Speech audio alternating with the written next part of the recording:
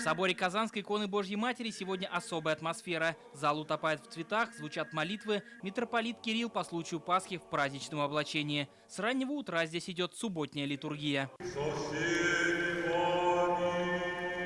В соборе как никогда много прихожан. Они из разных городов страны. Сегодня завершается великий 40-дневный пост. Светлый праздник встречают с чистыми помыслами. Я из Краснодара приехала. Я каждый год пеку Пасхи.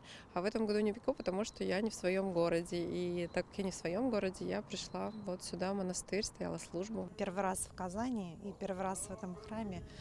И настроение очень хорошее. Душа радуется, поет.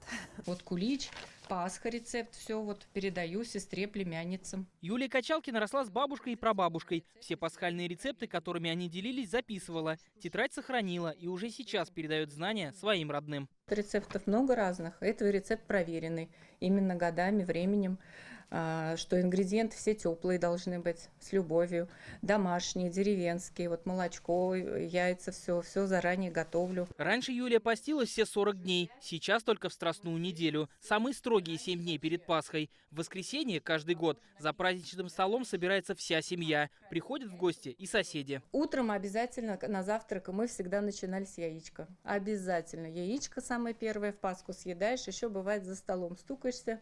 У кого треснуло яичко, тот проиграл. Ну как бы, у кого целое осталось, тот самый сильный. Мы всегда тоже начинали завтрак с яйца. Мы с вами будем красить яйца по новой технологии. В канун Пасхи в деревне Дятлово детям рассказывают, как красить яйца без красок и луковой шелухи. Нужно взять салфетки с рисунками и при помощи яичного белка приклеить их на скорлупу. Мне очень нравятся розы. Я люблю красные розы, поэтому я выбрала рисунок с розами и листочками. Я выбрала рисунок тоже с розами, потому что для меня роза — это как определенный символ любви, весны. Мы должны передавать культуру, не только просто культуру, но и традиции свои. Дети с удовольствием это перенимают, и они знают, что нужно ходить и по домам, и славить яйца, и читают они еще некоторые стишки специальные пасхальные. Великую субботу перед Пасхой еще называют Тихой. Церковные служители советуют провести это время с близкими и родными. Я всех вас поздравляю со светлым Христовым воскресением. Желаю всем настоящей радости пасхальной.